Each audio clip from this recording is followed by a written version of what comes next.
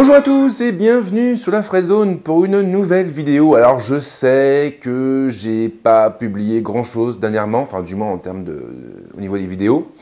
Je m'en excuse, c'est juste que j'étais pas mal occupé dernièrement et puis surtout ma fille ne veut plus dormir.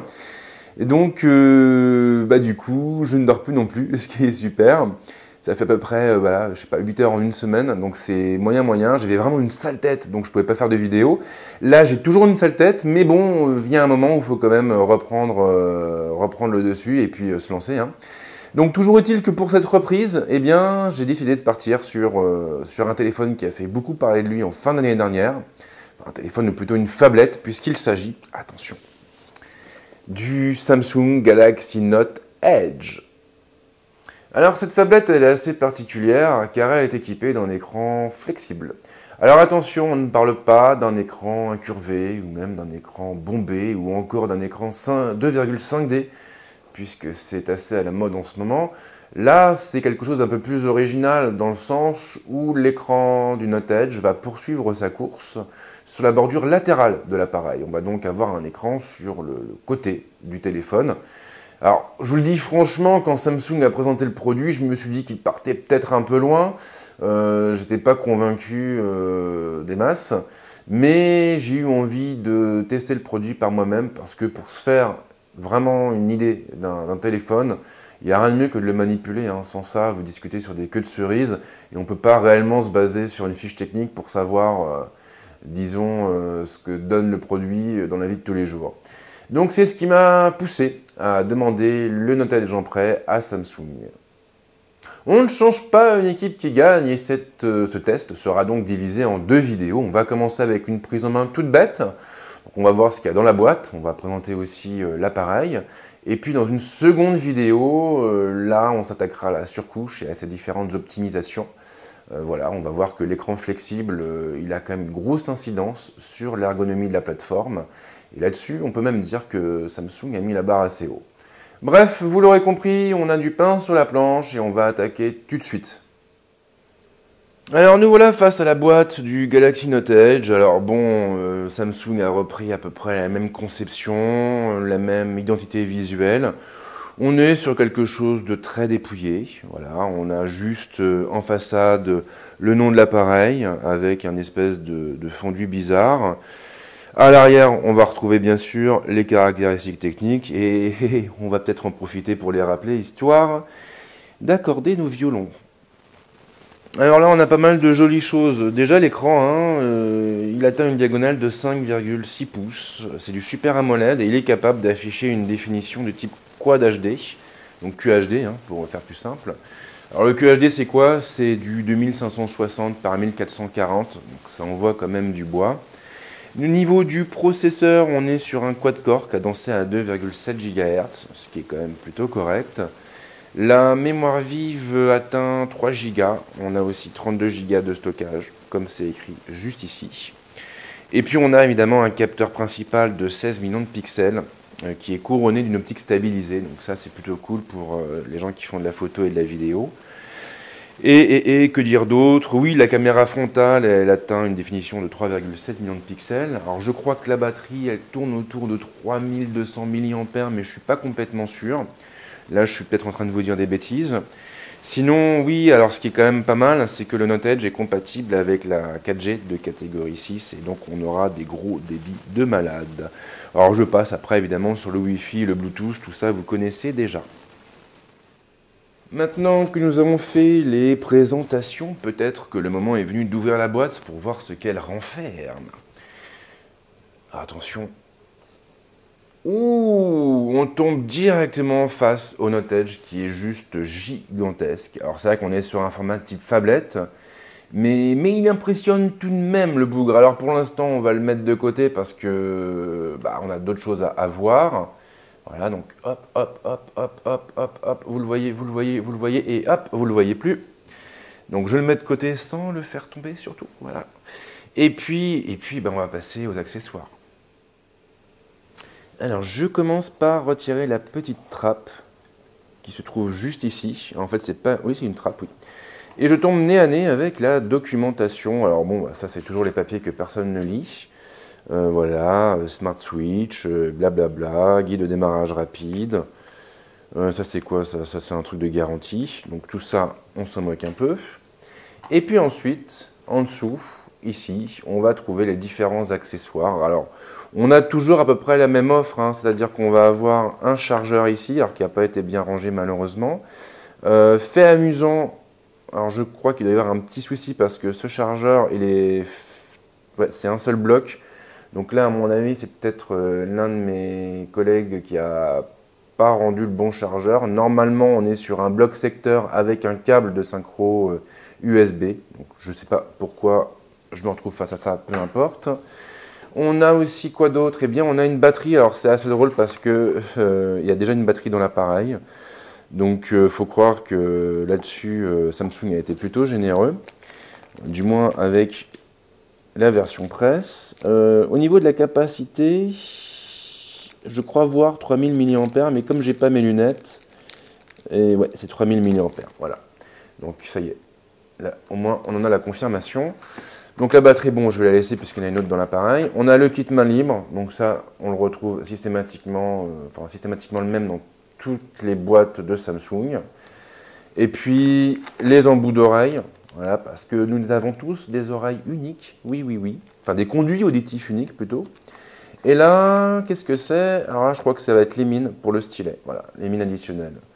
Donc, on a un package qui est plutôt complet. Maintenant, bon, c'est toujours un peu pareil avec Samsung. Il n'y a pas de grosse révolution, si je puis dire. Mais tout ça, chers amis, cela importe peu. Des accessoires restent des accessoires. De toute façon, hein, très clairement, on a tous déjà des écouteurs ou un super casque de la mort qui tue. On a tous des câbles USB à non plus finir. On a tous des mines pour nos stylets, ou peut-être pas, mais peu importe. Donc ce qui compte, hein, on est bien d'accord, c'est le téléphone. Et là, le moment est venu de parler du Galaxy Note Edge. Alors bien sûr, le Note Edge ressemble à tous les derniers téléphones produits par Samsung. On a toujours un peu cette même identité visuelle, on a aussi les mêmes matériaux, hein, puisqu'on a une coque qui fait la part belle au plastique. Maintenant, bah, je trouve qu'il est assez intéressant. Il est intéressant pour deux raisons. La première, déjà, c'est qu'il est, tout en étant très massif, il est aussi très léger. Ça, c'est quand même un sacré avantage, parce qu'on ne le sentira pas quand on l'aura en main. L'autre chose qui m'a frappé, ce sont ses dimensions, ou plutôt son gabarit général. C'est-à-dire qu'on est sur un téléphone qui est assez large, malgré tout, et qui me semble, je peux me tromper, mais qui me semble en tout cas un poil plus large que le Note 3. Alors c'est assez drôle, mais du coup, on a l'impression d'avoir en main une petite télé. Voilà, c'est assez rigolo. Et puis bien sûr, je dirais que le summum, la cerise sur le gâteau, c'est cette bordure que vous voyez ici, qui est incurvée et qui se place dans le prolongement de l'écran. C'est-à-dire qu'on a vraiment un écran sur le côté de l'appareil, et ça fait quelque chose... Enfin, ça provoque une sensation assez étrange. Alors c'est vrai, sur le plan esthétique, ça choque un peu quand on tient le téléphone de face. On a l'impression qu'il est comme déséquilibré. Maintenant, quand on le manipule, qu'on l'allume, ce qui n'est pas le cas ici, et qu'on commence à l'utiliser, ben on se rend compte que finalement, cette particularité, elle n'est pas anecdotique, pas autant qu'on pourrait le croire. Et que cet écran, il apporte une plus-value au quotidien. Mais ça, j'en parlerai sans doute davantage dans ma seconde vidéo.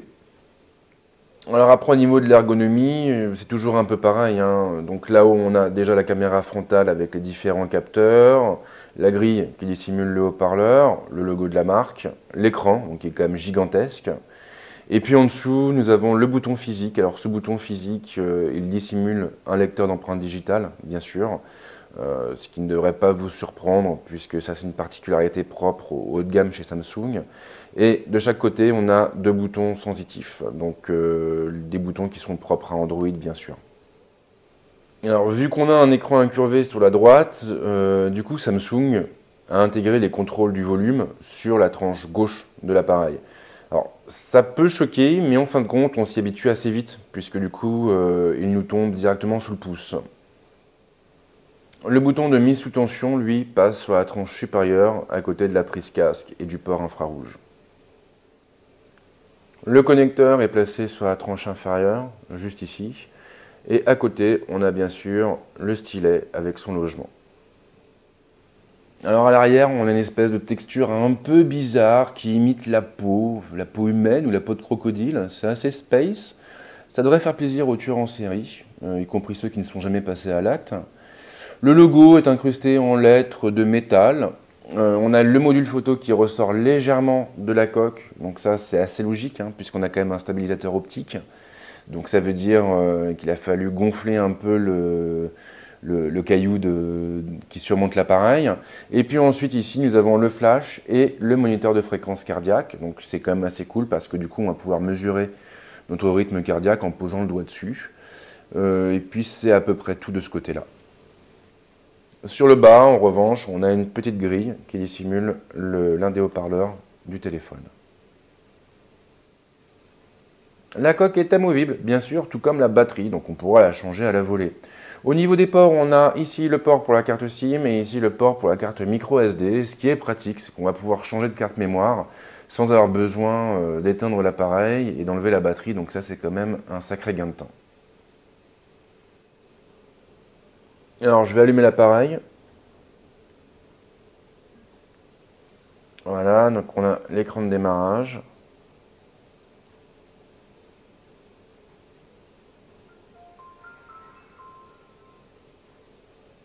L'animation qui va bien. On a vu passer un truc là sur la tranche. Et on arrive sur l'assistant. Là je commence par sélectionner ma langue. Donc on est en France. Voilà. Blabla. Je passe à l'étape suivante. J'ai pas de carte SIM sous la main. Je vais donc devoir me connecter en Wi-Fi. Alors là, je crois que je l'ai un peu... Oula, je crois qu'il n'a pas apprécié. Voilà. Donc mon réseau Wi-Fi, il se trouve juste ici. Je saisis le mot de passe avec le clavier un peu pourritos. Alors je sais que vous allez le voir mon mot de passe, mais bon, sincèrement... Voilà. Sincèrement, je l'utilise que pour mon Wi-Fi, donc ça ne va pas changer la face du monde. D'autant plus qu'un réseau Wi-Fi, ça se pirate quand même assez facilement, il faut bien l'avouer. Je passe à l'étape suivante. Il me demande de vérifier les paramètres de date et d'heure, donc ça me paraît pas mal. On est le 6 février, il est 10h51, ce qui veut dire que j'ai 9 minutes pour finir ma vidéo. Blablabla, est-ce que j'autorise Google à vérifier quelque chose? Non, ça t'apprendra. Je passe à l'étape suivante. Là, je dois évidemment accepter tous les contrats d'utilisateurs possibles et inimaginables, que je ne lis jamais. Il me demande si j'ai un compte Google. Je vais lui dire que oui. Là, je vais saisir maintenant mon mot de passe et je vais couper la vidéo parce que là, en revanche, ce mot de passe-là, il est important. Je passe à l'étape suivante. J'accepte tout ce qu'il me dit. Il se connecte. J'espère que je ne me suis pas planté de mot de passe. Ah oui, c'est vrai que j'ai activé le truc en 2 étapes, donc de toute façon on va être bloqué. Quoi qu'il en soit, une fois qu'on aura, que je me serai identifié, il va me récupérer automatiquement toutes mes applications. Ce que je vais faire quand même, c'est que je vais saisir le code et on va continuer. Allez, on est des fous. Ok, donc c'est fait. Là maintenant, j'ai toutes les options en lien avec la sauvegarde et la restauration. Bon, là je le fais pas parce que c'est de toute façon un téléphone que je vais garder 15 jours. Localisation, ouais, ça peut lui faire plaisir, hein, on va pas l'embêter. Je passe à l'étape suivante. Mon nom et mon prénom, voilà, c'est bien ça. Je m'appelle bien Frédéric Pereira. Là, il me demande maintenant de me connecter à mon compte Samsung, mais j'ai pas de compte Samsung et je n'en ai pas besoin pour l'instant. Alors c'est vrai qu'après, pour certaines fonctions, on est obligé d'avoir un compte Samsung. Bon, moi j'avoue que voilà, j'ai pas vraiment l'utilité en ce qui me concerne, donc j'ai préféré passer mon tour. Maintenant, si c'est votre téléphone de la vie de tous les jours, autant vous créer un compte Samsung, puisque du coup, après, vous aurez accès à tous les services habituels. Donc, nom de l'appareil, comment je vais l'appeler? Edju? Ouais, c'est mignon. Edju, très bien. Alors, on a aussi la possibilité d'activer le mode simplifié. Alors, le mode simplifié, c'est un mode qui a été pensé pour les vieux, hein. Donc en gros, ça veut dire quoi? Ça veut dire que vous n'avez pas l'écran d'accueil habituel, vous avez juste des grosses touches.